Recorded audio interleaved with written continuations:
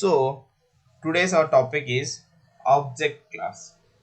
Okay, as you all know, object class is the supermost parent class for every class in the Java. Whatever the class you are defining, implicitly the object class is the parent class. Means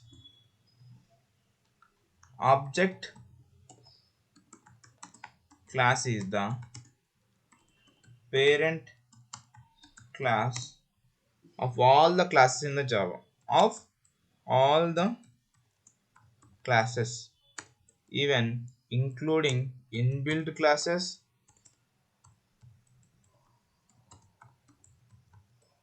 and user defined classes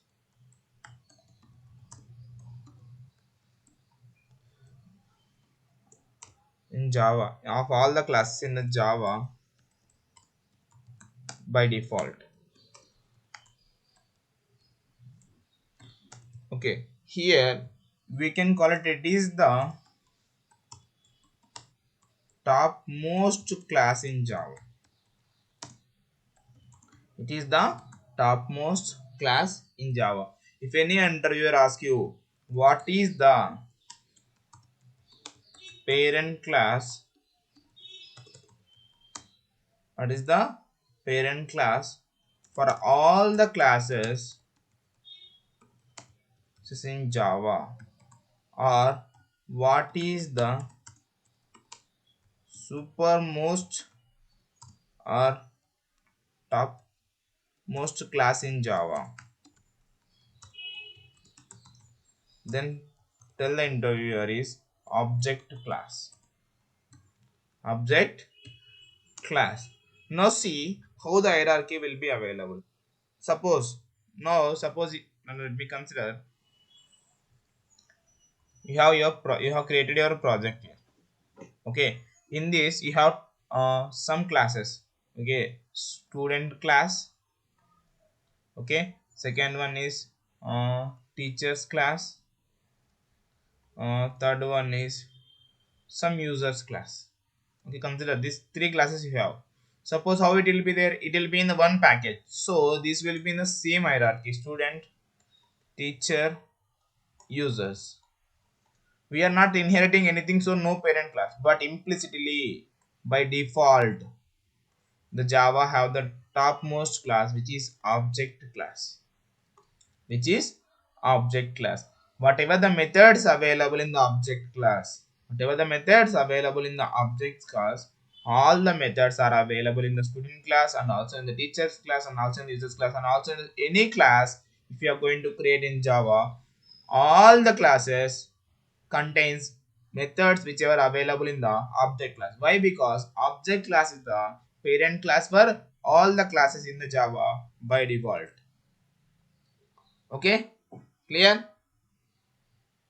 Yes, sir. Yes. Now see here, we have so many methods in the object class. Okay, now if you want to know, if you are not able to remember, okay, just go to the command prompt. Here in the command prompt you have to enter a command java p java.lang.object. This is the fully qualified name of object class. Now see, once you given the java p, it will provide you the whatever the methods or whatever the constructors available in the class. Now see here, we have asked for the java.long.object class. You have to provide the fully qualified name. Okay, now see here, it is saying that we have one constructor. This is the constructor, same name as the class name, and we have a get class method and a hash code method, equals method, and cloning method, toString, notify, all these all the methods we have. Okay, now we'll discuss one by one what is this all the methods. Again the interviewer will ask you one more questions. Okay, here the question is, these are the all the object class methods. Guys, without your intention you are already using. Sorry, any doubt? Refresh, refresh, sir. Sorry, I didn't get you. Can you repeat again?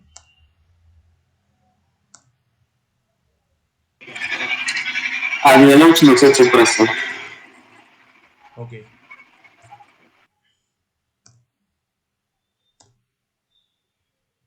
see here,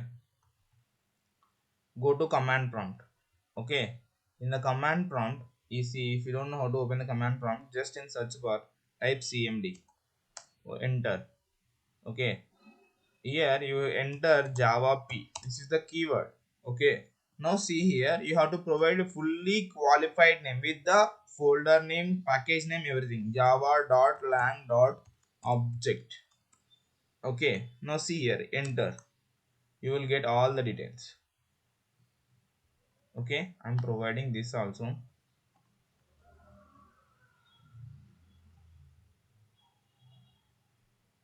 Thank you. Now here node.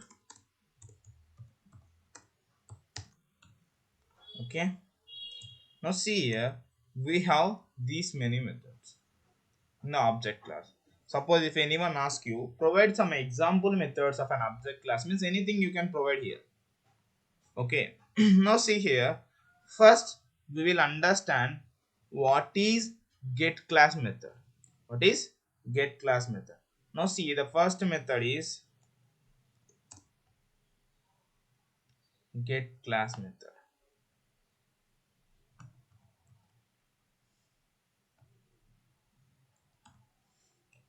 See, this get class method, it is going to, it is used to know the object class name. Object class name. Suppose you have created your own object. Okay, suppose if you created one object student, s is equal to new student. So now if you given s dot get class, it will give you the whatever the class name it has been created, it will give you class name. Okay, sir, why we need it? We already know when we are creating an object, student s is equal to new student, you already know. Suppose see, now you have created 100 objects. You have in the test class. Okay, otherwise, let's consider here. In the you have an application. In this application class, app class, you have created 100 objects.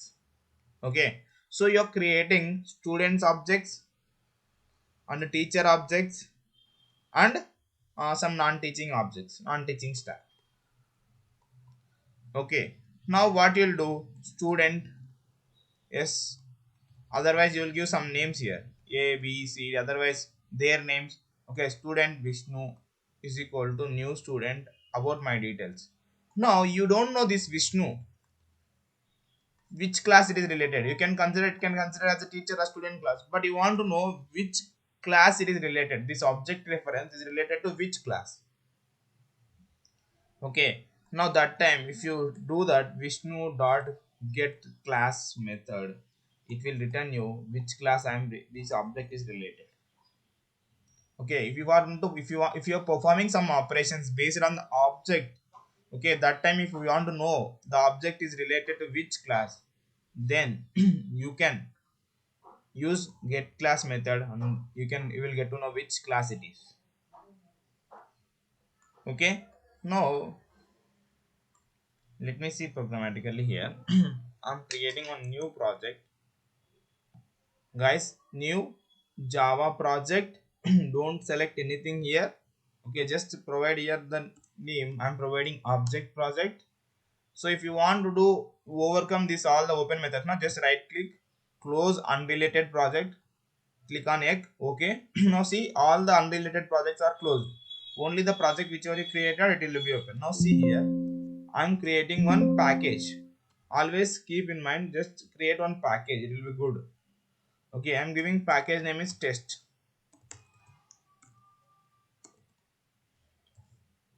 Okay, in the test class I'm creating class with the student class. In the student class I'm providing two variables, int student id, okay, string name. Okay, one more thing I'll provide here, um, int marks. Okay, now see, observe, in the main method I'm creating an object for the student class. Student s is equal to new student. Now here see s dot get class method. Okay, now if you go here declaration, see here, now if you run this program here,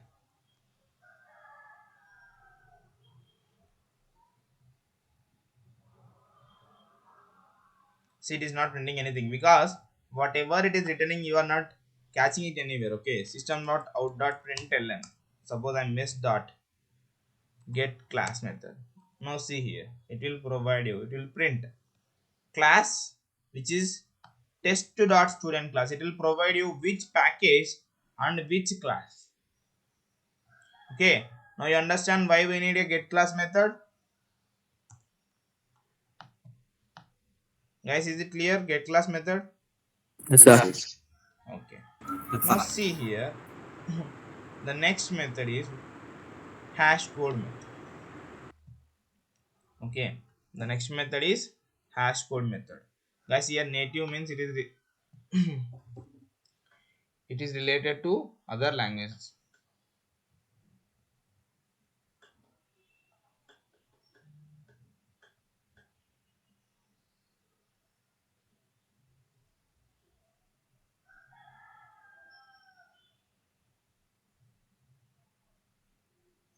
Okay, these methods which are not only related to Java, these methods, native methods means which are related to the other languages also. Okay, that is meant by native here. Don't worry what is native and other things. Now see, focus on which method here. See, this method is returning which data type? Class. Whatever the class name, that is returning here. Okay, now here the int hash code method, it is returning int value. Sir, why we need hash code method? What is this? You can now understand. Every object, okay, in Java every object contain one unique ID number, otherwise one unique memory location number. It will give you unique number. Okay, you can consider it as a ID of a object, of a object. Now see here, if you provide here system dot, if you see system dot out dot println s dot hash code method. Okay, now observe, I'm creating one more object. Okay, one more student object which is s2 object. Okay, and I'm calling the hash code method. Now see here, this is different and this value is different. This is the unique, it will hash code method will provide you unique ID, otherwise unique memory location where it is stored. Okay, you can consider it as a ID. Okay, Sir, it is different to address, no, sir? address is different, yes. System not out dot println, and if I give just simply yes, right, it will print the object address. This is, it is different.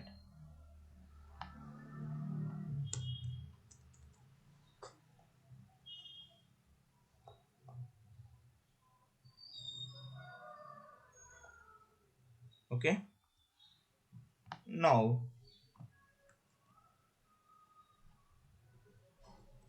don't worry, when I'll teach you compare and comparable, now you'll still understand. Now I'm just providing which method is working on which.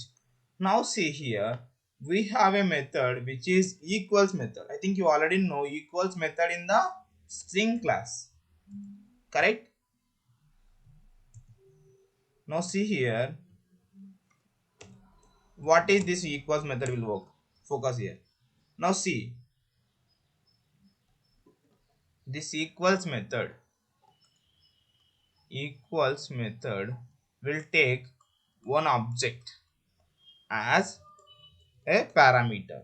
It will return you boolean value. Okay, it will return you boolean value. Now tell me guys, if you want to compare, see, if you want to compare anything, suppose if you want to compare height, your height, okay, but if you want to compare here, you need another person also, right, to compare whether you are taller than him or whether you are shorter than him, correct? But see here, you are only here, it is taking only one parameter. How it is going to be compared? See, if you have a two parameters int x comma int y, now you can compare whether x greater than y or x less than y, then you can provide the true or false. Okay, now here the equals method we will use to check whether the two objects equal or not. Okay, but here only one object is taking as input. How it is returning whether the two objects equal or not?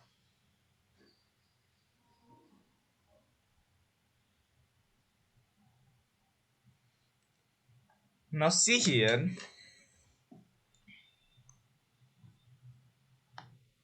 I have created two objects. How many objects I created? I have created two objects. Is two objects are same? Guys, No. is it no? Now see system dot out dot println. I'm calling here s dot equals s2 method. Okay. Now I'm running it here. It is giving me false. On what basis it is checking?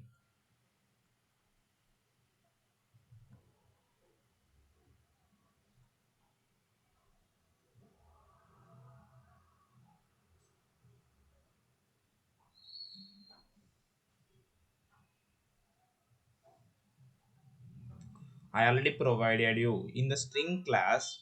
See, suppose if you are in the string class, if you are in the equals method, right? Just give me a minute. String class equals method. Wait, I'll take here.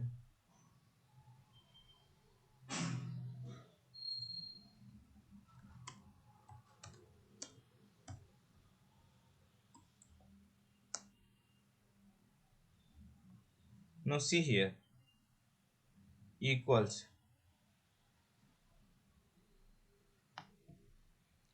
Here the equals method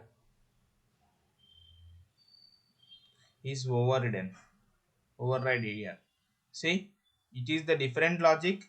If you see object class, it is the different logic. Okay. Now here in this object class, here it is checking whether the both object references are same or not. Both object references are same or not. On the basis of reference, it is checking. Okay, that's why it is giving you a like a false. Now see here, we will do. First, you understood, right? Equals method is used to check whether the two objects are equal or not. Now, by default, it will check on the basis of address or on the basis of hash code. It will check, okay, whether it will be equal or not. Now, see here. Now, I want to check my object whether they are equal or not on the basis of whatever you want. You can consider here. Now, you have to implement your own logic to the equals method. You have to implement your own logic to the equals method. Now suppose let me consider here. I have a 10 students. I have a 10 students. In my class I have created 10 students object. I have to compare this 10 students object on the basis of marks. On the basis of marks. Whether they've got both equal marks or not. Suppose if student 1 got 90 marks, if student 2 got 90 marks, then I have to return true. Okay, if student 1 got 98, if student 2 got written, you have to return false. Okay, so you have to either return true or false based on the marks. How to do that? You can do it in two ways. Okay, you can take, see now I am creating here one constructor public student, okay, int marks. Okay, I'm taking this dot marks is equal to marks.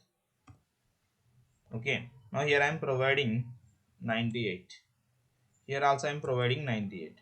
Now what I have to get output on the basis of our requirement, I need to print here true, because both the marks are same. For the student 1 the marks are same, for the student 2 marks are same, so I have to print here true. Now see here, but it will print false only, because by default equals method is going to check the Object. unique, sorry, Yes, sir. Yes.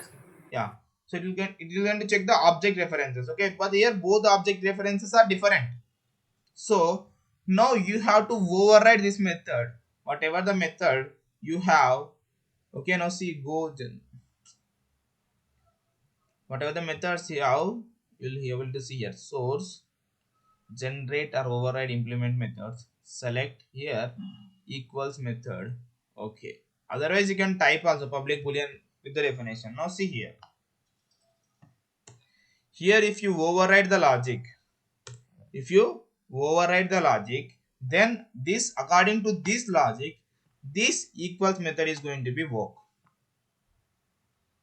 Okay, now take here example. Now see here, now if you consider here, you are passing a student object. No, you are passing a student object. Let me take here example. Understand clearly here what is happening. Now here equals method is accepting object methods, object class methods. Okay. Now you are passing s1 dot equals s2. Now this method is which one it is? Student class object. Now it is transferring to here, so it will be like this: object obj is equal to student, means student class object, student class object. Every class is a child class of object class, so it is a child class object to the parent class reference. So how it is going to be formed? Student class object, child class object. Student is child class object is assigning to the parent class reference. It is going to be like this. Okay. Now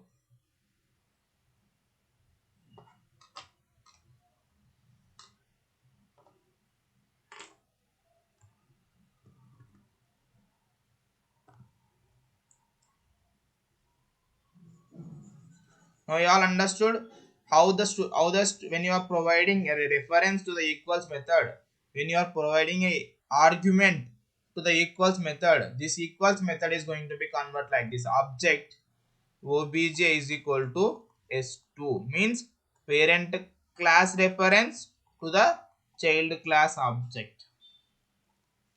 Okay, now let me tell you one thing. Now consider here, on the what basis you need to check?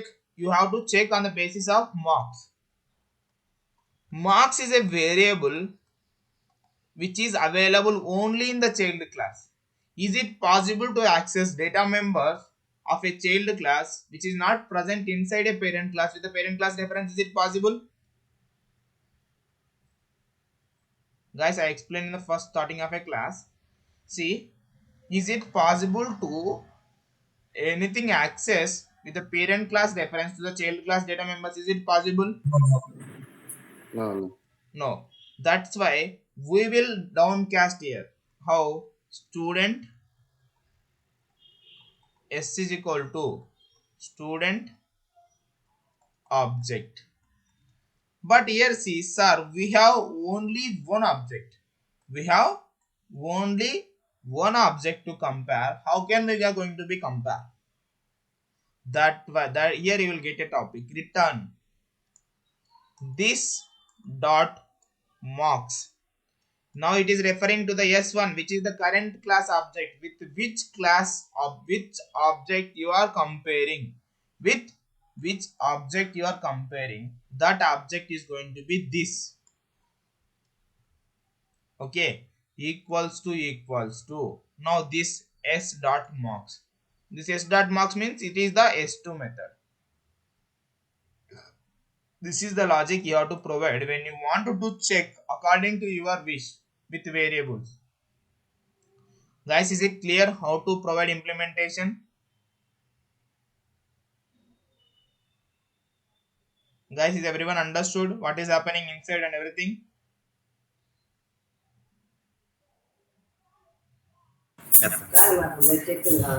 Okay, now see here, we are going to override. First, what we have to do, we have to convert parent class reference to the child class reference. So we are doing here downcasting. So how you can do your downcasting? Child class reference is equal to child class, then provide parent class reference. Okay, now here return. What you have to return? You have to check this dot marks equal s dot marks. Okay, now see here. Okay, this is the way you need to provide an implementation. Okay, now see, whenever I run this, true, by because year 98 it is true. If I given here 97, see, false. Now you got it. How to check, how to override a equals method on the basis of your requirement. In the string class method, how they overrided to check the content, whether the both contain the similar characters or not. According to that, they've overridden here. In your own class, if you want to do override a equals method, if you want to compare any two methods on according to your knowledge, okay, according to your wish, do you have to compare with the student ID, you have to compare with the name, otherwise you have to compare with the marks, anything. So you have to override your logic. So here what is happening, when you providing an object to the equals method, that the object is all by default it is converting to the object class reference. So before you going to compare anything, just convert into the your class reference by doing the downcasting, then perform the operation. Okay, this is called equals method and how to you have to override. Now the next method is clone method. Before going to clone method, I will discuss about string method, which is returning string. To string method, which is returning string of string. Okay, now see, string is object only. Now why we need this to string method? Why we need to string method? Okay, first of all, what is to string method? It will returns the string representation of this object.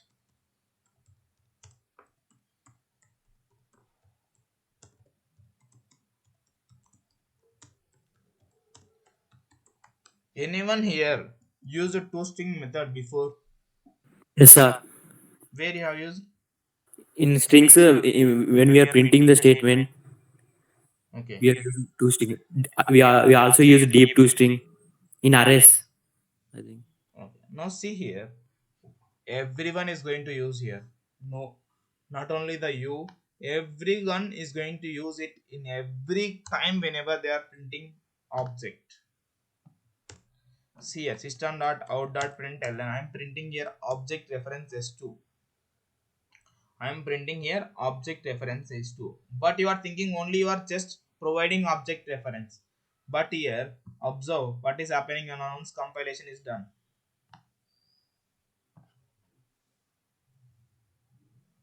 So this is your code provided before.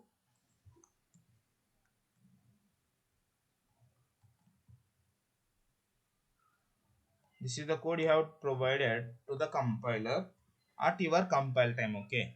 Once it is compiled, by default it is going to convert system dot out dot sorry system dot out dot println s2 dot to string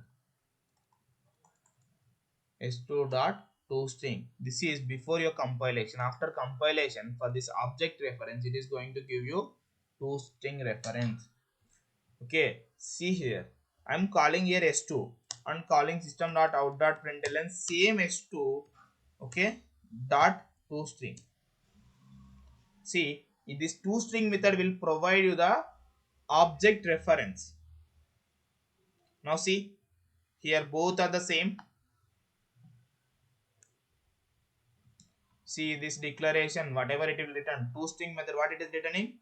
Get class, which class it is, and the name. See test class, and the here the name. Okay, now here at the rate, and here the hash code it is providing and converting it to the hexadecimal value. This is the logic which is by default provided in the toString method. Okay, whenever you are printing any object reference, by default it is calling toString method only. Okay, this is the toString method. That's why I said it will return the string representation of an object. So what is the string representation of object means? Which package, which class. Okay, and here with symbol it is providing you hexadecimal value of a hash code. The hash code is converting to the hexadecimal value. Okay, now this is, sir, but you see, okay, now I don't want to do this. I want to do provide whenever I'm printing the student. Okay, whenever I'm providing the student, I need to print my variables. What I have to print? It has to print my variables. See, I'm generating one constructor with these three fields. Okay, now I'm creating a two objects. Now I'm creating a two objects. First int id 1. Okay, Bhushan. Okay, I'm providing 198. Here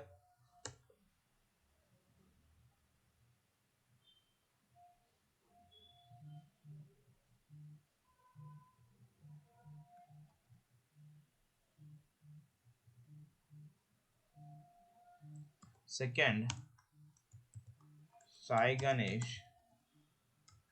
Okay, I'm providing same 97.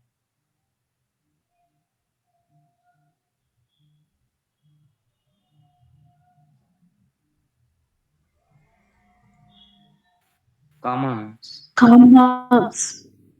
Bu- Okay, sorry. String పక్కన comma. Yeah, good. Now see, I'm creating here two student objects.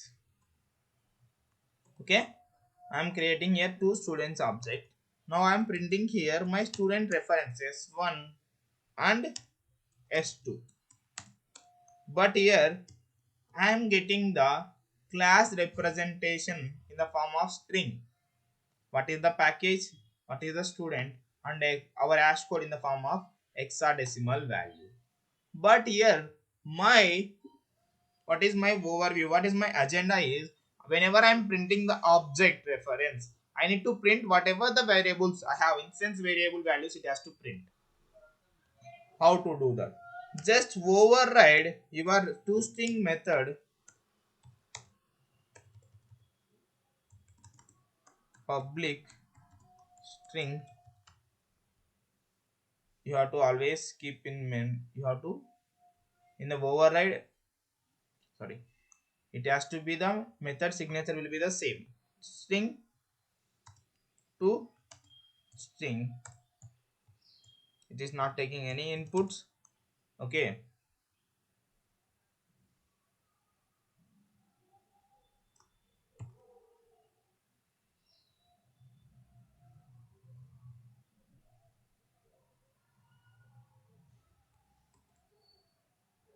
now see here, return this dot name plus, give some space. Okay, and here this dot. Okay, here we'll provide first student id, this dot student id, this dot name plus, provide some space here, and plus this dot marks. So when you override the logic of toString method in your class, if you run the program now, see your object reference is going to print whatever the logic you have provided in the toString method.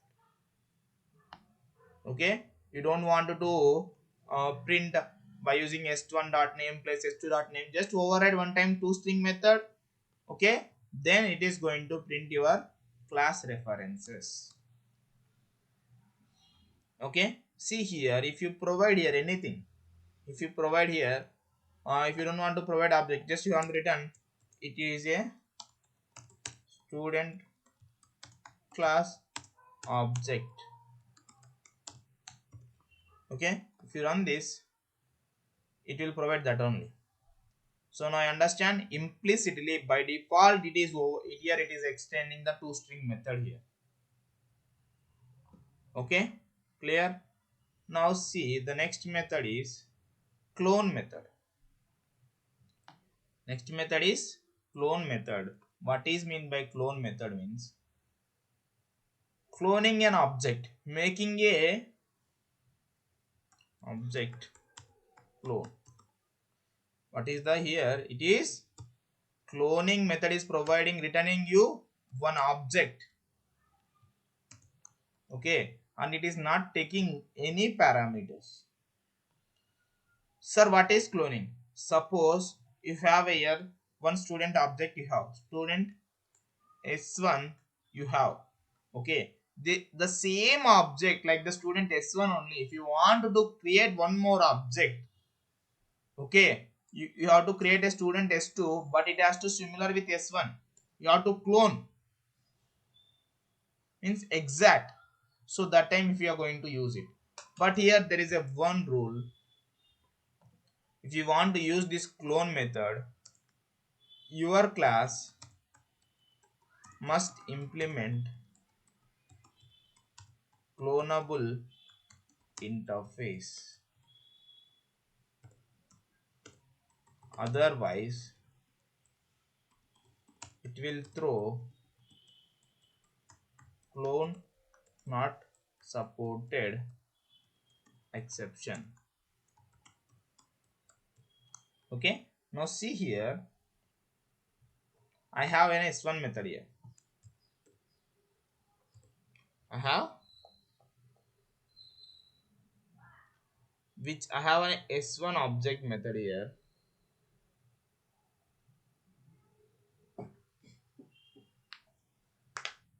See here,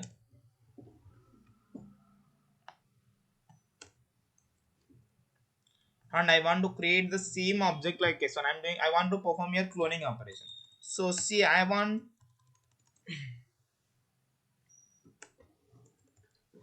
student s2 is equal to, okay, you are calling s1 dot clone method. Okay, this s1 dot clone method is returning which type object reference? It is returning, object class. So it is returning the parent class, so you have to perform here downcasting. So by taking student,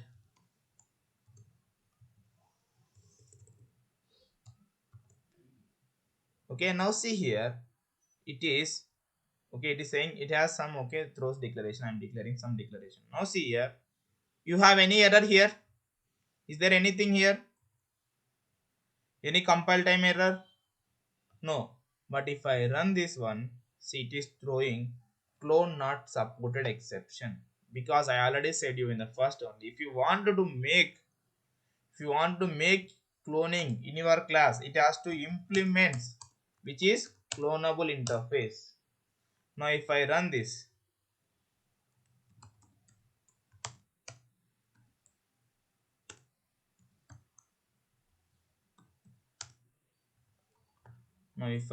here, see, it is not throwing any exception.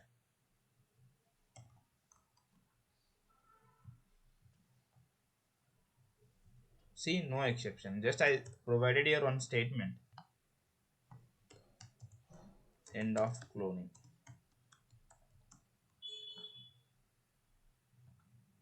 Okay, see, end of cloning means this is done clearly. This is what is cloning method is going to do. It will just copy. Okay,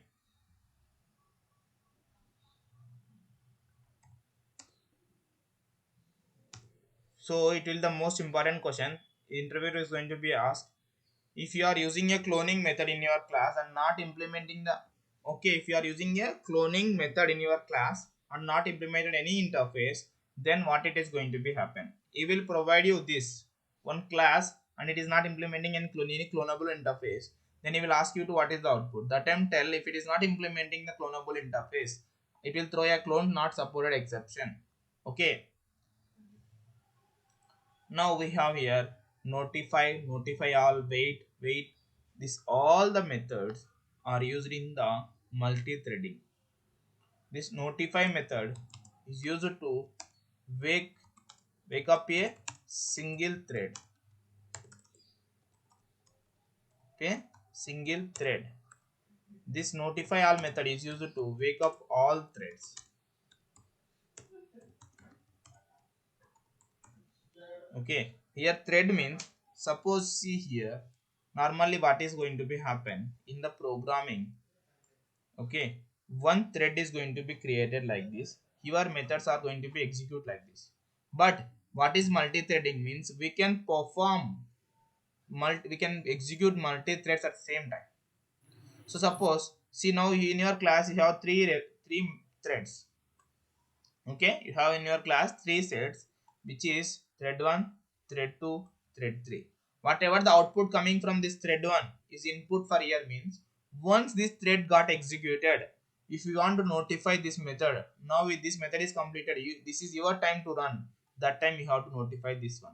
Suppose once this thread is completed, if you want to notify to the these two threads to run to start execution, that time use notify all.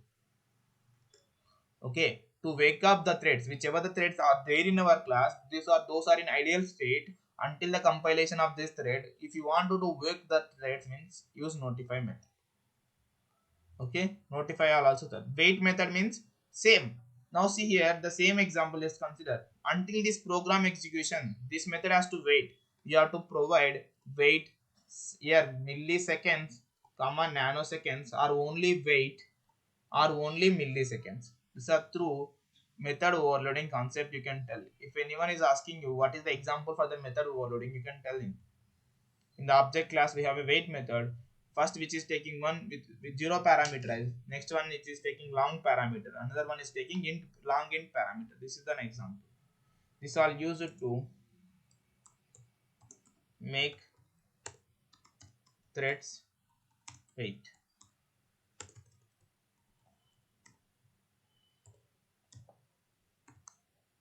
Okay, this finalize method, what is this finalize method? This is an empty, it doesn't contain any implementation. It doesn't contain any implementation. Here the finalize method, it is going to call by default, by default before, Object destruction. yeah, before object destruction or before garbage collector removes unwanted objects. Here, what is garbage collector means? Okay, the garbage collector, it is a daemon thread. Daemon thread means which is running continuously, which is running continuously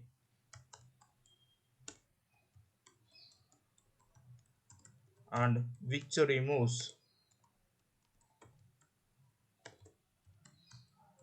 unwanted objects. Which removes unwanted objects. Unwanted objects means, suppose if you created here, okay, now see, if you created here one object, okay, suppose you just created your new string, okay, but you are not assigning to here anywhere and you are not using it any in the program. This is simply anonymous string, anonymous object. So anonymous object, you are not using it anywhere, so it will remove this object from the memory. It will make memory free, it will provide you free space.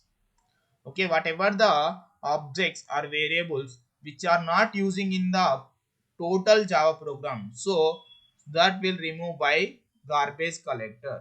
Okay. Suppose this garbage collector will work implicitly only. If you want to call garbage collector explicitly in the system class system.gc method. Okay. Now see here. Okay. Now remove this all the things here.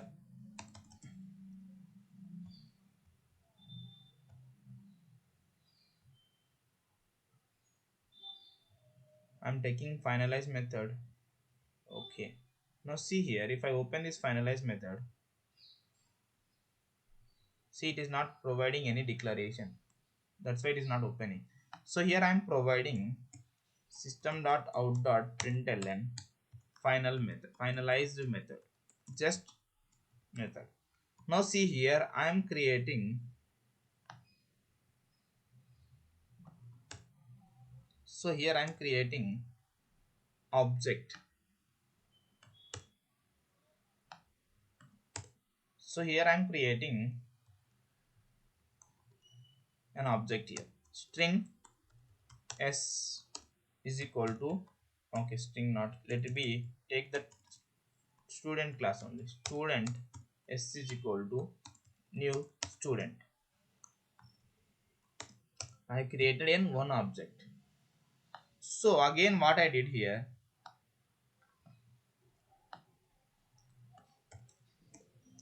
now see if I run here system dot, if I run here garbage collector system dot gc. Okay, now see if I execute here system dot out dot println end. See here only printing end, but it is not calling. Sir, you said when you call the garbage collector, this method is going to be work implicitly. See here there is nothing to remove. Here there is nothing eligible for the garbage collector. Suppose if you see here s is equal to, okay, I created here one new student. Okay, see finalize method is executed because this whatever the object is there here, it is assigned to the s reference, and we are creating one more object and we are providing to the same reference, means this object is removed from our memory space because it is, this reference is again assigned to the one more object. Okay, one more thing, see if you see here I am providing s is equal to null, means I am making this object is null, means now this object doesn't have any use, I'm making it null. See here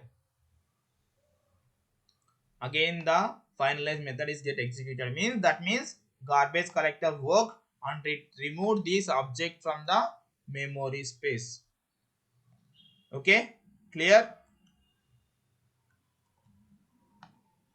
Now my question is for here steps, what are the ways to make, or what are the makes to ways to make objects eligible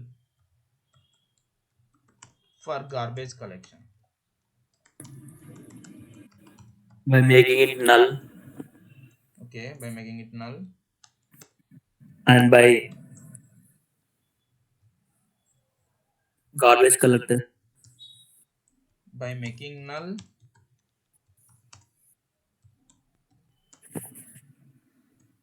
by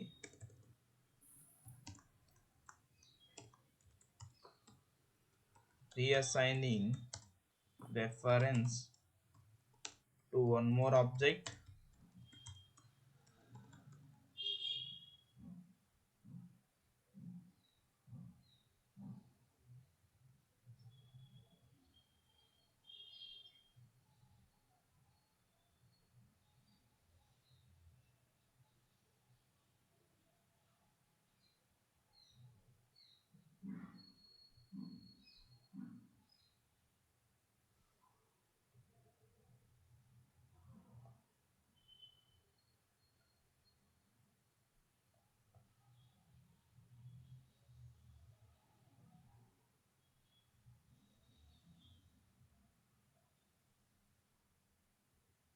Okay, these are the two ways we can make object is eligible for the garbage collection.